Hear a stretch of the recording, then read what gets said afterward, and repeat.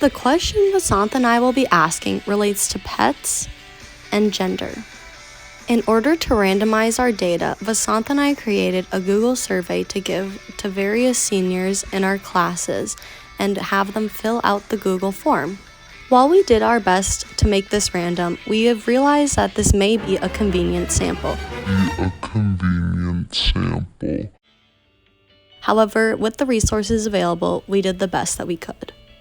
Today, in our experiment, Vasant and I will be attempting to come to a conclusion to the question, is the distribution of pets among senior students consistent among genders? In order to determine this, we will be using a homogeneity chi-squared test. A confounding variable that Vasant and I thought of was perhaps the gender of the person is not the only determining factor of whether they have pets or not. A family member could be allergic, leading to them not having pets, as well as their mom being a cat person. Here is an example of some participants who we asked, giving us their answers from the survey that they filled out. What pets do you have? I have a dog. I don't have any. 0. I have a dog. I have a dog and a fish. No pets. None. So in order to draw a conclusion about the problem, we used phantoms. Our P was, are the distribution of pets consistent among male and female senior students?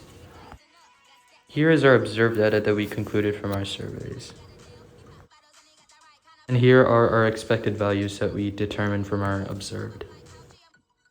Our null hypothesis was that distribution among genders are consistent, and our alternate was that they are not consistent. Here are our assumptions. We randomly chose 30 seniors. We made sure they were independent, and then we also verified it with the large counts condition. We used a chi-square homogeneity test to determine our results. We had a chi-square value of 0.22 and a p-value of 0.89. And since the p-value of 0.89 was greater than our significance level, we failed to reject the null hypothesis. Here are our observed values in a calculator. And here are our expected values in a calculator. These were the results from the chi-square test that we did. Like I said before, we failed to reject the null hypothesis since the p-value was greater than the significance level. So from this, we determined that the distribution of pets is consistent. In order to do further research, we believe that it would be great to have more seniors take this survey, perhaps even from other schools. We wonder if it will affect the conclusion drawn or if it had any effect that the seniors that we chose happened to be in our classes.